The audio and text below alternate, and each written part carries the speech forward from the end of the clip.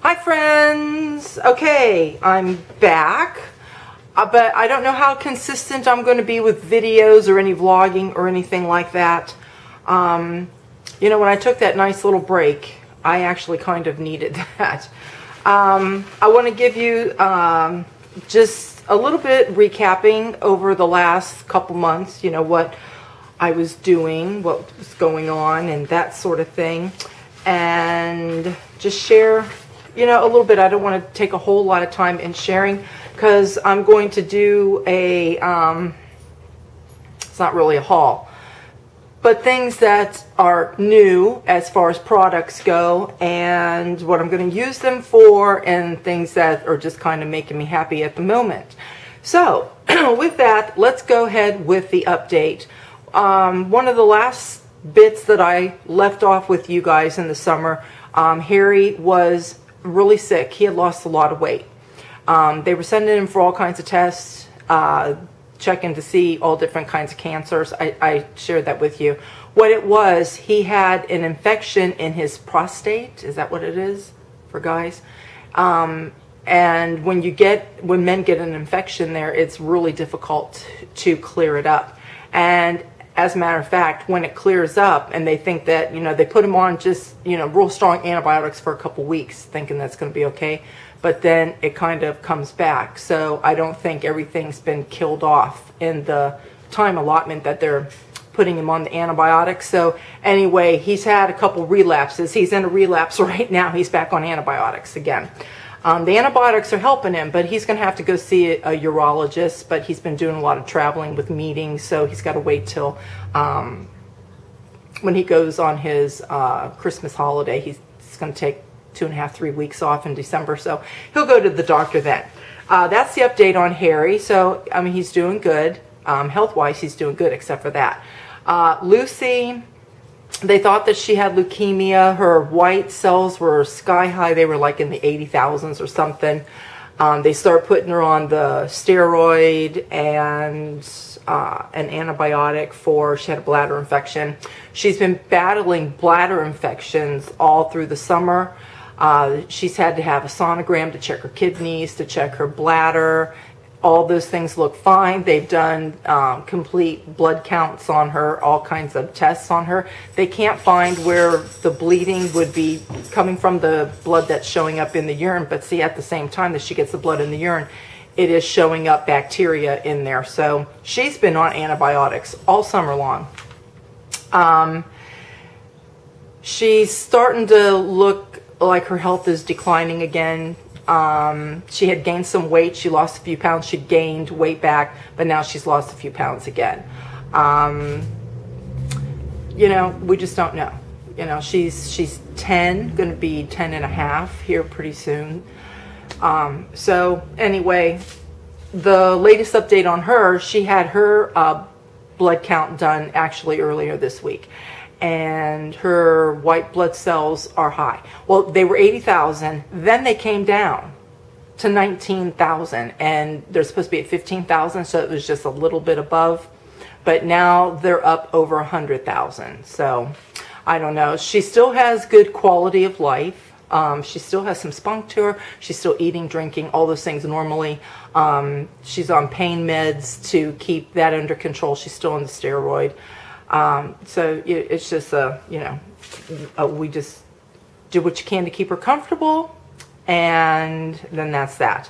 The next thing that I want to talk about, I'll try not to get choked up, but Alex was delayed in all his talking and everything. We thought that probably the problem was because his mom's family, they speak a different language. We speak English, and we just thought, you know, he was having a hard time between, you know, two homes. But then as time's progressing on, we were suspecting he could possibly be autistic. We had teachers, well, a teacher that was coming here from last fall. She stopped at his 3rd birthday in September, because when they turn 3, they have to go to preschool to stay in the program that he's in. But from like last November until September, I had The teacher was here weekly. Monthly, a speech therapist would come. The coordinator would come. We had a social worker. It was just people in and out of this house constantly. And so anyway, it started to slow down a little bit in the summer because he was going to be 3. It was just the teacher, pretty basically, that was coming to the house. So anyway, he started preschool, and he likes it. There's some days that you could tell he doesn't want to go. We've had a couple days that he kind of fusses a little bit when he sees where he's at. But then he's fine when he gets in there. Like, I'll even let the teachers know when they take him. You know, he's a little cranky this morning. But then when I go pick him up, they said, yeah, he was fine. As soon as we took him into the room, he was fine. He likes it. It is a long day for him. It's 8:30 in the morning till 3 o'clock in the afternoon. So anyway, so he's in preschool. We're having to take him to school. I take him. Joe will take him if he's off, but it's usually me that does that. So that was very hard to come to terms with the autism and all of that sort of thing. I don't want to talk too much more about that. I might do another video and just give you my thoughts about all of that, what causes that and that sort of thing. So anyway, our garden, I was giving you garden updates and then I stopped. I kept filming my garden updates thinking that I would do vlogs, but I would go out in the morning, I'd do my garden updates, and then the rest of the day it's just like I just wouldn't pick up the camera for whatever reason. And but our garden did very well. We had that one cucumber vine and it produced, seriously, we lost count at over 60 of those cucumbers, and they were the smallest ones, which there weren't that many small ones, but the small ones were like 8 inches long. The average was about a foot. If you get the ruler out, we'd measure them. They were like a foot. I had that one. It was like 17 inches long. It was like from my elbow to the tip of my finger. I think I have a picture of that on Instagram. But anyway, that was crazy. By the time that the cucumbers kept coming all through summer, which was crazy, from that one vine. And we guesstimated we had to have had over 100 because we stopped counting at like 60. But we just kept going, seriously, for the next month or so, kept going to the garden, and Harry would come in with just an armful of these cucumbers, like every couple days, you know. So we probably had over 100 of them. I think I got 39 butternut squash from 2 vines, which was really crazy. We got 5 pumpkins or 6 pumpkins off of one vine, but one pumpkin didn't do very well, but then Harry went and found another one, so I think we had 7 altogether. We had a lot of green beans. We ate a lot of green beans through the summer, plus I froze green beans. Josiah picked, I think, 20 ears of corn from the corn that he planted. I froze all of that so we could have corn on the cob in the winter. Potatoes did really well. Lots of those. The tomatoes didn't do as good as they should have because I spaced everything out in my garden this year, but for whatever reason, those squash plants, they just like went crazy. And I only planted 1 zucchini too, but these plants just got huge and started going in between things. They choked out the tomatoes. So anyhow, the tomatoes weren't so great. We didn't get as much as I would have liked to have, but the garden did really good. I was really shocked. Okay, another thing that happened this summer, Carly had to take a leave of absence from work again. She took one a year and a half ago because she's got a bad back. She's got arthritis in her back. She's got something wrong with 2 of her discs, and something about a lumbar. I don't know what that is, but she's got like 3 different things wrong with her back. And with her job, she did everything that's required, you know, with your jobs, your companies that you work for and so forth. A lot of them have a lot of red tape that you got to jump through all the hoops and the red tape, do everything that they say, you know, because they don't want to be held accountable and things like that. Carly was running back and forth to the doctor. She was taking forms in, getting the doctor to sign off on stuff, the doctor to write things out. What it boiled down to was the doctor had her on restrictions, and he said she cannot do bending all through the day because that was bad on her back. He said she cannot lift or push anything that's over 10 pounds. But I guess her manager didn't care about the restrictions, and he had her still constantly doing things that she shouldn't have been doing, and she over time hurt her back again. So she took another leave of absence in August through part of September. I think she's home for about 6 weeks. And then again, having to go through all the red tape to get the leave of absence, then go through all the red tape to get back to work. And that's the thing, then they don't want to let you back to work. And she had an issue with that, so she had to take like another week off till she got everything all processed and straightened around. So that was really annoying to have to go through all of that with her, you know, her trying to get herself back to work. And then the thing is,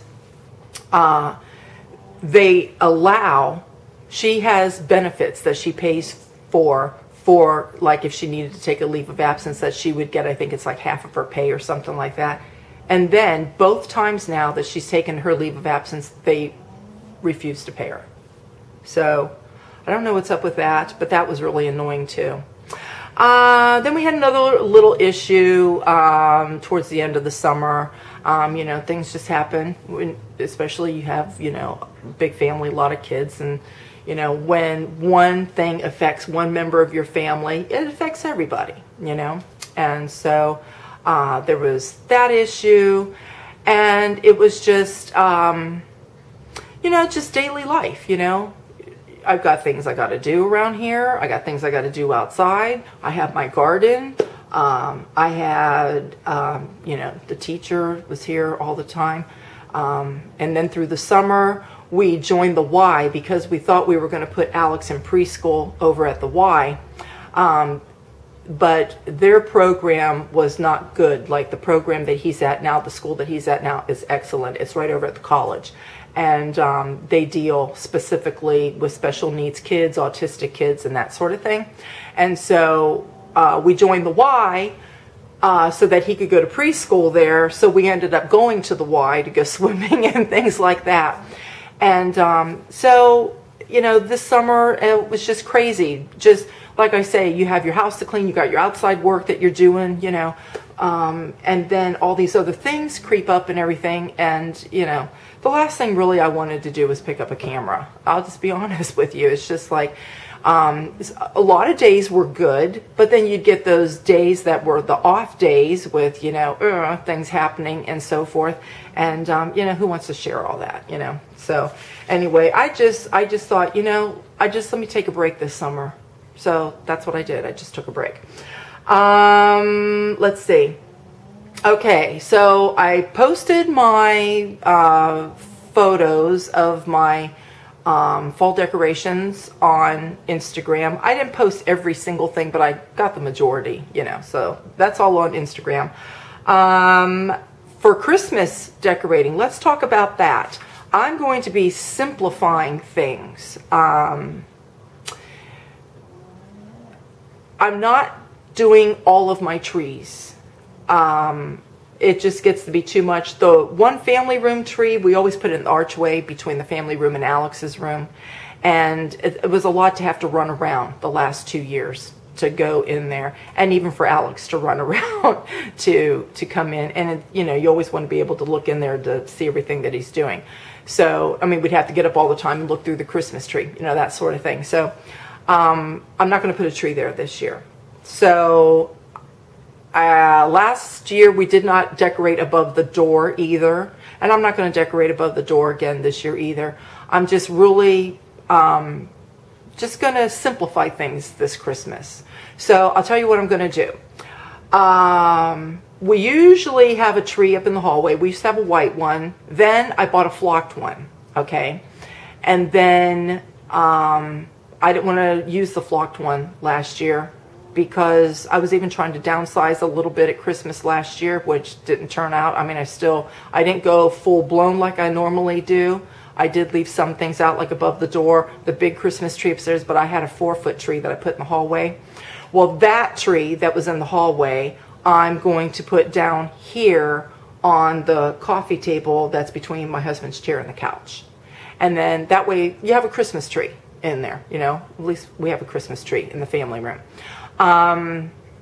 So then upstairs, what I'm going to do, when I decorated above the door, I had a little Christmas tree, a lighted Christmas tree that I had up there. I'm going to put that one in the hall upstairs because it's a narrow one. The one that I'm putting in the family room is a little bit bushier, you know. So I thought it would work better in the family room. So anyway, that's what I'm going to put up there. I'm still going to have my normal tree in the office and my tree in the bathroom. The normal decorations upstairs, I'm going to do that. I'm going to try working on that today if I can. And then I'm going to do the Christmas tree in the dining room. I'm going to have my nutcrackers, but I'm even, you know, cutting back. Last year, I didn't even put out all the nutcrackers. I cut back last year. I'm cutting back even more than I did from last year. I'm trying to just simplify and just not have so much, you know what I mean? Above my soffit in the kitchen, I'll still put those things up because I bought all new things last year to put up there. So I will decorate there. The foyer tree. Okay, first of all, in the living room, I'm not going to put my big Christmas tree. Instead, that Christmas tree is going to go in the foyer, and I'm not going to put my white tree up this year. The one that I had in the foyer won't be up.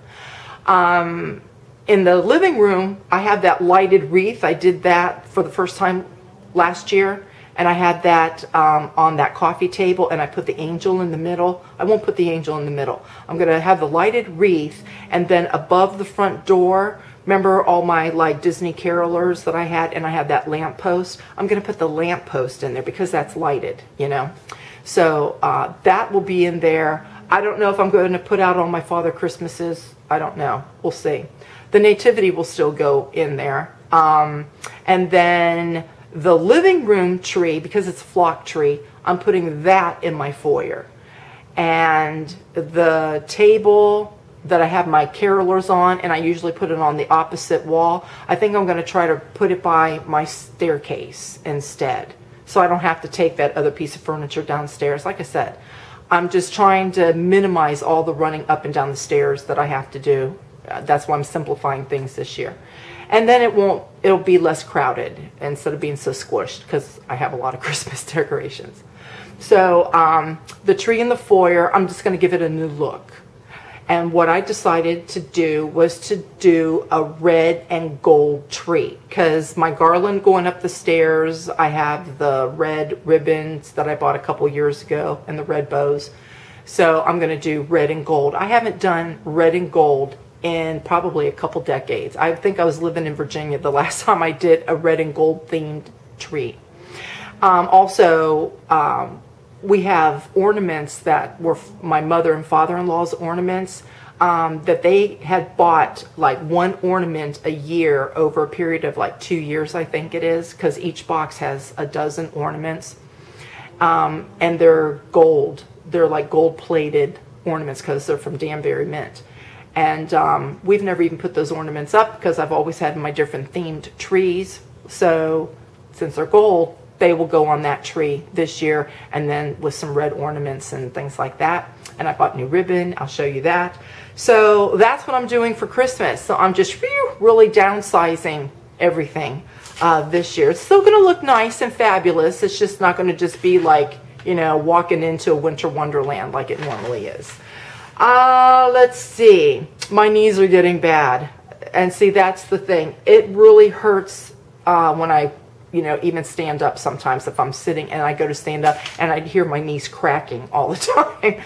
But yeah, my knees are getting really bad. I don't know what's going on, but that's that. What else have I been doing since I haven't been on here? I've been trying to declutter, and I'm going to do some more decluttering, and I was thinking about maybe doing a video on one of my next declutterings. I want to declutter in my china cabinet, my buffet that's in the dining room, and then I have another buffet in the living room. I just realized I have so many dishes, formal wear dishes for events like parties and holidays and stuff, and I just have so much.